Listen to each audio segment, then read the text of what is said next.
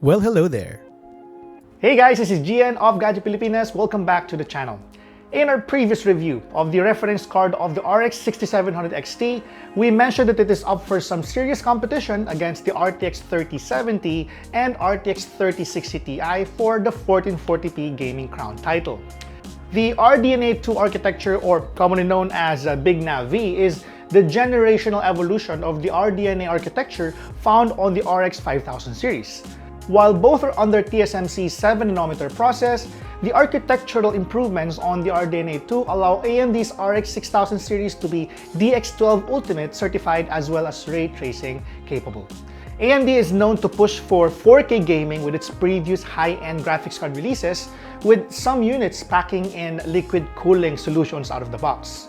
Today, it seems like AMD has finally achieved glorious 1440p to 4K gaming via the RDNA 2 architecture without the caveats, as even the cheapest RX 6000 GPU is marketed for 4K gaming. Now, as you can see, AMD's main goal with the RDNA 2 architecture is to make it very power efficient, which led to the debut of AMD's Infinity Cache solution. This solution is a new method on how data is delivered in GPUs. Every card in the Radeon RX 6000 family is equipped with a 128 MB of AMD Infinity Cache, with the exception of the RX 6700 XT, as it only has 96 MB. Now, AMD's Infinity Cache implementation enables high-performance bandwidth versus GDDR6 while consuming far less power. Now, if you would remember, NVIDIA was first to market with full DirectX 12 support, now known as the DX12 Ultimate. AMD's RDNA 2 architectural improvements allow the brand to catch up and finally support the full level API as well as ray tracing, variable rate shading, mesh shaders, and sampler feedback.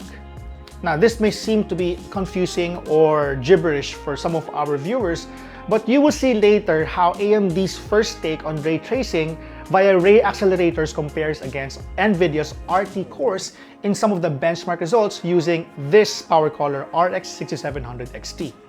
Now, in this video, as I mentioned, we'll take a look at power color Red Devil RX 6700 XT. It's power color's response to the ever-growing demand for 1080p and 1440p gaming and immersive gaming experience with AMD Fidelity FX. Now, before we get to the benchmark results, let's talk about how this one looks. This Red Devil is equipped with a triple fan design with PCB that utilizes 10+2 phase VRM with DRMOS, high-quality polymer capacitors, and two 8-pin PCIe connectors for stable and more regulated power distribution. Now, this GPU can go crazy silent and cool too. In my previous Resident Evil Village stream, this GPU maintains a 65 to 72 degrees Celsius at load times. We'll get more on this later. Alright, let's get to the benchmark side of things. First, we have 3D Mark and Geekbench 5 for our synthetic benchmarks. We measured two 6700 XT here, one using this power color 6700 XT coupled with the Ryzen 5900X processor, and the other one is a reference 6700 XT card with the Ryzen 5950X processor. You can use this as your reference on how these cards perform in various setups. Geekbench is a multi-platform benchmark that's used to gauge CPU performance and compare them across Windows, Mac, and mobile. Geekbench 5 is the latest version and doesn't rely on memory as much as compared to the previous Geekbench 4, making it a great tool for measuring both single-core and multi-core CPU performance. But for GPU reviews, we both measure OpenCL and Vulkan performance. Now, 3D Mark, on the other hand, is the go-to benchmark for gamers because of the ability to share and compare results online. We tested the power color RX 6700 XT both in Firestrike and TimeSpy to get a good gauge of DX11 and DX12 API performance. We also measured temps and power draw, which puts the power color RX 6700 XT at an advantage over its reference card counterpart.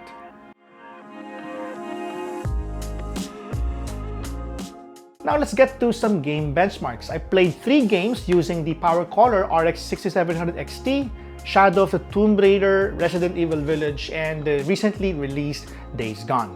We played these games in various scenarios. For Shadow of the Tomb Raider, we played it at varying settings with motion blur and bloom turned on. We played instances with AMD Fidelity FX on and off at highest setting. While this feature is turned on, visual quality and sharpness are bumped up without significant effect on performance. In our benchmark, the 6.5 FPS difference when Fidelity FX is turned on did not in any way adversely affect the game's performance. The same goes with Resident Evil Village. Even at high texture setting, the game maintained to be over 80 FPS with Bloom and Fidelity FX turned on.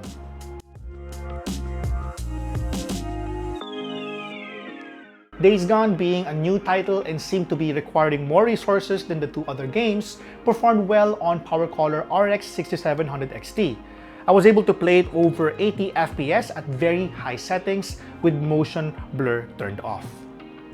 Okay, so now in conclusion, the RX 6700 XT, specifically this one from PowerColor, is great for 1080p and 1440p gaming with ray tracing support on the ever-growing list of selected items. Its raw performance, power, and thermal management are more than enough to pose a huge threat to NVIDIA's RTX 3070 and 3060 Ti at 1080p gaming, while people are still or getting ready to move on to 1440p. Thank you guys for watching this video. Hope this was helpful. This has been Gian of Gadget Pilipinas. I'll catch you in the next one. Bye.